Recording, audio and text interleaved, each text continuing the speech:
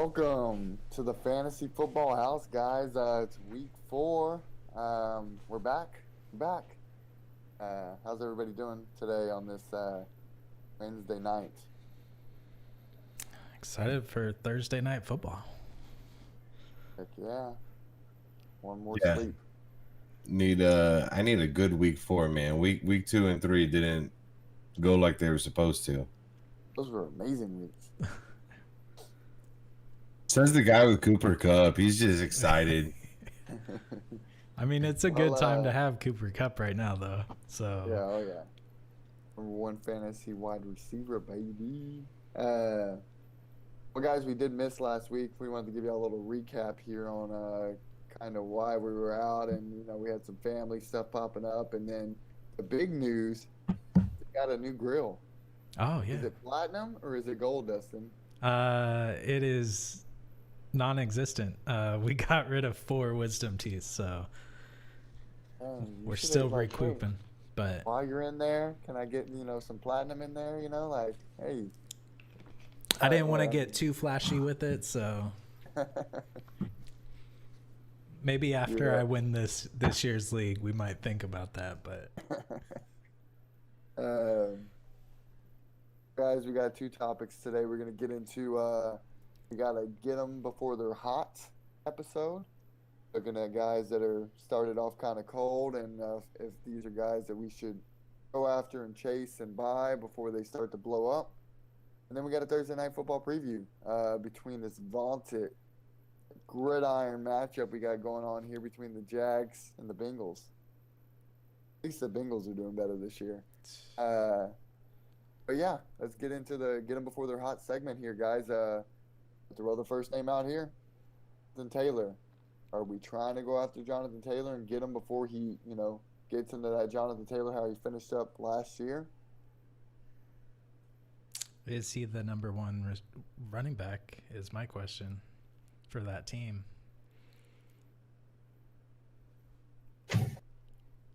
I'm good with getting anybody for the right price. So, go after him if you can get him, 50 cents on the dollar or something like that. I mean, if you're not paying up for him, then yeah, go get him. But am I actively looking to acquire? No. Why? Because his quarterback is Mr. Glass? Does that have anything to do with it? Okay, so just real quick, am I the oldest one here that Unbreakable? Yes, but Samuel L. Jackson, and he's got the scene where he's like, they called me Glass, like Mr. Glass, and it's really, it's kind of creepy when you call Carson Wentz that. That's because I got Samuel L. Jackson in my head. They called me Mr. Glass. Never saw the movie. Yeah, it wasn't very good. Okay. No, it's his snap counts, man. His snap counts are down, which I think they did this last year, but as a rookie, you kind of expected it. So if you wanted to say they're ramping him up, but I'm pretty sure he's still getting the touches. If 15 to 20 carries, he's got targets, like he's still touching the ball a lot. It's just his snap counts down. So absolutely, and that's where my question came in was, I mean, from what I've seen of him this year, Hines is the main guy right now, with his ability to catch the ball coming out of the backfield as well as run the ball. Hines is definitely the number 1. Now, like Craig mentioned, if he's 50 cents on a dollar, definitely go get him. Especially if you're in need of a running back that, the segment's called get them before they're hot. You want to buy low. So if you have a chance to buy him, buy him. But right now, I just don't think he's the number 1 in that offense. All right, guys. Josh, what about you? Are you going after him? No, I'm not actively looking for Jonathan Taylor right now. The O-line is falling apart. O-line's falling apart. Quarterback, I got to rename him now from something from Mr. Glass to something else. I'm sorry, man. That's I don't know. I'm thinking of it keeps coming to my mind like a collision place or something, but maybe I just service a lot of those accounts today or something. Next one, guys. So if I went PPR shop, scoring, I'm sorry to cut you off. PPR scoring, Jonathan Taylor's 28, Nyheim Hines is 22nd. dang, it's mic drop, but don't drop the mics; they're expensive. Next one. If you were going shopping and you walked down aisle number one and you saw yourself a little David Montgomery, what would you do? You're picking it up? You're buying it? Yeah, Or, I'm still buying it. I'm still picking it up. I already bought. Yeah. He's been on my team since week one. A lot of the bigger backs. It was awesome to see, Zeke getting work this week, and I think that's where it comes if they're going to put up points or not, is if the offense is going to run through them, which these guys are able to take the team on their back and roll with it. So definitely buy. I think I'd rather have Taylor than Montgomery if I had to put the two. I know I just said I didn't want Taylor really either. Montgomery, I don't think I want him with Justin Fields as a quarterback right now, like what Matt Nagy's doing with this offense. And, but if Dalton comes back here, maybe even this week or the next few weeks, then maybe I want to see another good game out of him. And then, maybe I won't get him on the cheap so much anymore, but maybe at fair market value. But yeah, I'm willing. You're like, yep. Like, hey guys, so David Montgomery at the Rams, week one. We all saw that game. Touched the ball 17 times, went over 100 yards. He had one catch, one target for 10 yards. Now is the Bengals, which I think the Bengals I don't think their defense is as bad as what we think it is. So, for example, I'm picking them up and running them out against Jacksonville, but that's more of the Jacksonville than Cincinnati. But I did notice that in the format, the scoring that I've got most of my leagues in, the Bengals, I think, were 9th. Like, they actually overall weren't that bad. But anyway, Montgomery week 2 touches the ball. There's 20 carries for 4 targets, 3 receptions. Again, over 20 touches. And then at the Browns, which I'm pretty sure that was just a straight up, romping. Cleveland just put it on them. I mean, that's pretty much. Justin Fields couldn't. Yeah, I mean, Andy Dalton comes back this week, even in a limited capacity. That offense is better. I think if Justin Fields gets his second start, that offense is better. So I'm all over Montgomery still. I'm not. I haven't seen anything to turn me off of Montgomery other than the quarterback change and whatnot. So I think you sound like a Montgomery owner, sir. Or you're making every excuse for him in the book. It's like your girlfriend that you don't know why she hasn't been calling you back or something. You're like, well, she's been at church. There's been functions. I like church girls, man. That's all I can say. They're sweet. She said that she was going to hang out with her friends. It's not my David Montgomery. It's my Allen Robinson. It's the same conversation I would have about Allen Robinson right now. Like I'm still a believer in Allen Robinson. And you said if we were walking down an aisle and you saw a little Montgomery over here, would you pick it up? Yes, I would pick it up. Now, would I drive in between here and Dallas to the IKEA and try to pick up a David Montgomery? No, I would not drive that far. But yeah, I would drive. Story right here. Craig called him Little Montgomery, by the way. So that tells you. And I think that's the same scenario that last week when they played Cleveland and Cleveland's D came to play. That was Craig going to Dallas. Don't want it. But this week they have, I believe the defense for Lions is 27th in the league, giving up yards to receiving backs. So he should be a good play this week. Alrighty, we roll on. We got 2 more guys that want to jump in here and cover. Kyle Pitts. Oof. Are we trying to buy him? Are we getting him before he blows up? Or is it dead in the water? Dustin? everybody's like, I don't want to go. Where he's like, he was drafted top 5. Like, I mean, he's I didn't take him top 5. He's an athletic tight end. I personally think here in the next couple years, he's probably going to be top end, top 3 tight end. Okay, so you're at the local ice house, okay, and you're walking down the aisle. And I see a big picture of Kyle Pitts. Am I going to get it? No. Yes. No, I'm not. This year, the way Atlanta's going, I don't want anything to do with them. And that's just me personally.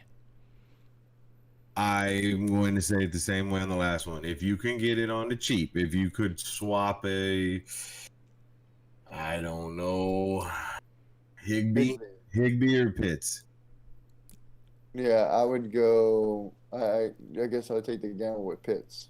I think I would too. Just because he could be the second target in that offense, and targets equal points. So yeah, I think if I could get him cheap enough, I might still do it. But I am not actively trying to acquire him. Not like I would, David Montgomery. But no, Kyle Pitts, no. Only one in Atlanta's offense you want right now is Calvin Ridley. That's the guy you're going after. You're still trying to get him on the cheap right now. Speaking of the local ice house, if I did trade for Kyle Pitts, I would definitely need to buy a lot of beer because I'm going to be stressing trying to make it through those games. Like, do you have anything bigger than a 24 pack, please? Like this, one of those little pony kegs. We're going to look at guys A.J. Brown. Now, he hasn't done nothing this year so far. He has a hamstring injury. Are we trying to buy low on the injury? And then just on this, Titans offense isn't, the passing offense isn't what, that's been the last couple of years so far. I mean, they changed the offensive coordinator. So maybe that's what might lie the problem. Well, it's a big mystery there. Some weird stuff happening, especially with Julio, but it's another topic for another day there. I mean, that's the thing is Julio looked good. Both this week, I believe both of them were out for, I think third quarter Julio went out, and a couple plays later AJ Brown went out, or vice versa. Coming back from injury, if he's able to put it together, he could become the number 1 there, depending on how much time Julio loses. Hey, I think how we should be answering these questions, Josh. Well, Josh, let me ask you this. You had asked me about the Steelers wide receivers earlier today. Who's your favorite Steeler receiver? Hines Ward. He was always smiling, man. He was always smiling. He was always just having a good time. Game's on the line, and he's grinning. Yeah. I guess I had to go Deontay Johnson right now, man, but I don't like any of them, really. Okay, so Deontay Johnson or A.J. Brown? Ooh, A.J. Brown. Okay. Jamar Chase or A.J. Brown? A.J. Brown. Wow. Terry McLaurin or A.J. Brown? Ooh, Terry probably. That's close. I don't think it's that close for me. I mean, you know DK Metcalf? Ooh, DK. You got to go DK. Probably DK, yeah, but it's close. Right, so A.J. Brown came into the season is somewhere in that 10 to 13, maybe 15 range, and now he's dropped down closer to the 20 range is what I'm thinking, me personally. I mean, now he's 68. Okay, so if I could trade for him, I'll give you the 67, and you give me the 68. But I mean, like the whole point of this segment is buying low. Right. Any of these guys, if Craig said it at the beginning with Jonathan Taylor, if you have the right price, if I could trade, snap, who do I have? Emmanuel Sanders. There you go, for A.J. Brown. nobody would do that, but maybe if you could package Emmanuel Sanders and AJ Green for AJ Brown, I would do that. Right. AJ.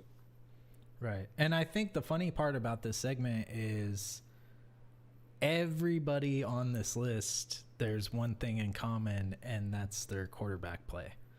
Every one of these guys' quarterbacks is inconsistent week in, week out, or injuries, but it's all something to do with quarterback issues. So I point this. Allen, yeah, that is a good point. Allen Robinson or AJ Brown? Allen Robinson. I don't know. Allen Robinson. Dustin? I would go Allen Robinson. I think, Fields isn't going to play the Browns every week. So Right. I think there's too much upside there. I think a lot Targets of people are coming. Yeah, I think a lot of people were like, yeah, it's Fields time. And then he just played a scary Browns defense. Yeah, it's not even Halloween yet. That was scary. Yeah. Ooh. Well, guys, Greg was taking a trip to Dallas to go to IKEA, even though there's one just on the north side of San Antonio. But if you continue past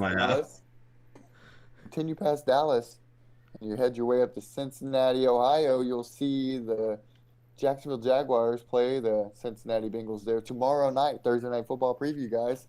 Who do we trust in this game? We have no T. Higgins. He's already been ruled out, just so everybody get that info. But Joe Mixon, fire him up. I plan to. Yeah. Hey. So Joe Mixon for sure. Are we playing? Well, let's put it this way. Where does Joe Burrow come in? Does he get in the top 12 this week? He's not a QB1 starter. Nah. He had a rough week just too. Outside. He had a rough week too. Yeah, I'm with Craig. Maybe top 15. Yeah, he's right on the cusp. But yeah. 2 touchdowns. Maybe 3. Anybody else on the Bengals that we're missing? Any of the wideouts? Jamar Chase is a lock-loaded top 20, top 15. Absolutely. I think, especially this last week, he's solidified that Burrows to Chase, that's going to be a thing for for the foreseeable future while they're together. That is going to be a thing teams are going to have to prepare for. Hey, just because we're talking about him, and I heard it earlier today, how many targets through the first 3 weeks y'all think Jamar Chase has?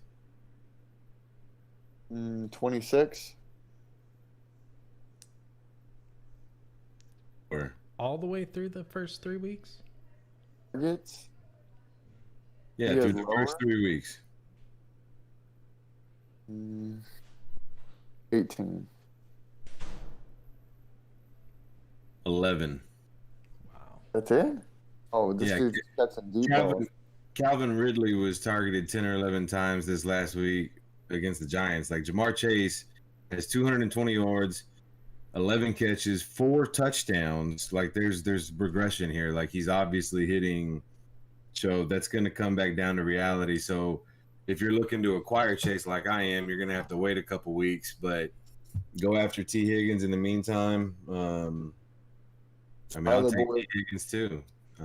Boyd this game, or is he playable? Yeah, Boyd this week for sure. Top 36. He should be right there. Bengals defense. I'm starting him in half my leagues. I can't believe somebody just got him for $1 in one of my leagues. I got him for $1. I would pay $2 for him right now. Any Jaguars playable in this game? James Robinson's coming off a good week. DJ Chark has had two of three good weeks. I think maybe depending on what Burrows we see, possibly the defense. I'm good. I'm gonna. Marvin Jones, I guess. I would play DJ Chark if it was your flex or third or fourth wide receiver, possibly.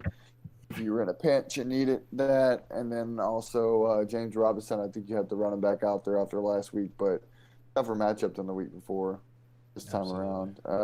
Bengals defense is definitely playing better than what they did last year. Anything else on this Thursday night football game, guys? Comments, or I want to pick who y'all think is going to win? Bengals. Bengals are gonna win hands down, easy. Yeah. And just so everyone is clear, everyone needs to be aware. Through the first 3 weeks, Marvin Jones is the number one. He leads in targets, catches. He's got 2 touchdowns. So does Chark. But yeah, Marvin Jones is the number one right now. I'm not saying it could stay that. If you could try to go get Chark or something, and then maybe he takes over the role later on in the season, but I think for the first half of the season, this could be the Marvin Jones show. Is Marvin Jones a starter this week?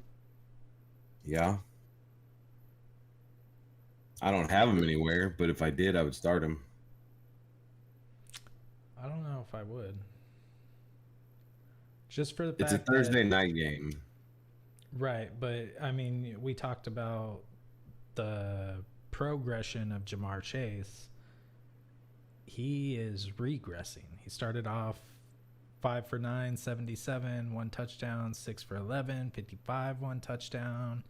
Last week he was playing a good Arizona defense, but he was 6 for 8, 62 yards, no touchdowns. So is Chark could be on the Jamar Chase side of it, where that he's going for the upside. Sounds like the Chark is in the water. Just throwing that out there. Dun dun dun dun. Craig, you want to give us a little sponsor of Hooked Up Guide Service? Yeah, Hooked Up Guide Service down in South Texas. If you're in Corpus Christi, Aransas Pass area, he launches out of Con Brown Harbor. It's just down the road here from us, about 2 hours. Put you on the redfish, put you on the trout. And guys, it's that time of the year, man. They're catching a lot of reds down there. So take your brother, your grandpa, your dad, your uncle, your daughter, your wife, get down there and make some memories. Have a good time. Enjoy yourselves. Be joining down there this weekend, Craig. The verdict's still up?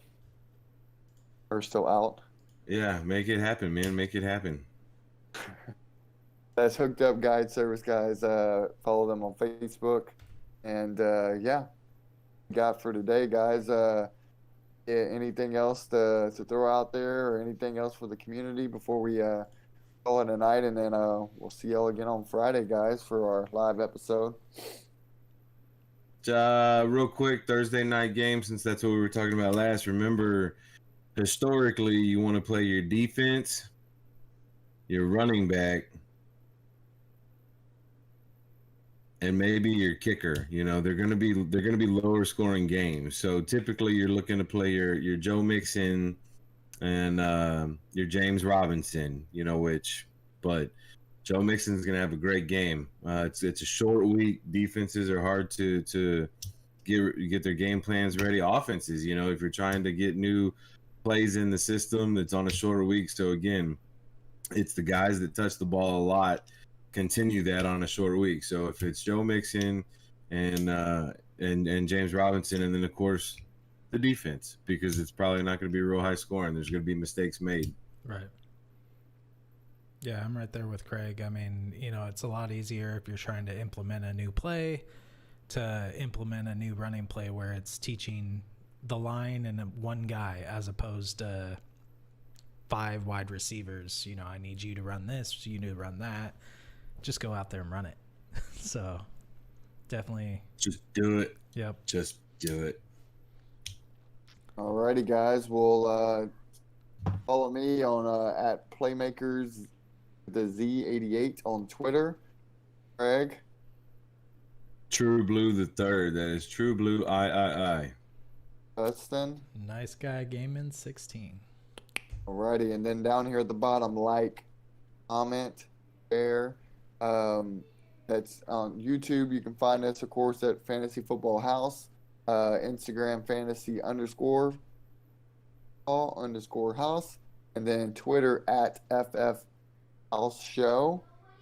Follow us there. We're still trying to get to the 50 subscribers. Gained a couple this last week or 2 weeks ago. We're up to 20. When we get to 50, we're still going to do the giveaway. So you need to not only follow us on Twitter, but also subscribe. And yeah, hopefully that's coming here around the corner, guys. Appreciate everything. Peace out. Have a good night. Dustin, where are we leaving our shoes at? Leave them at the door. There we go.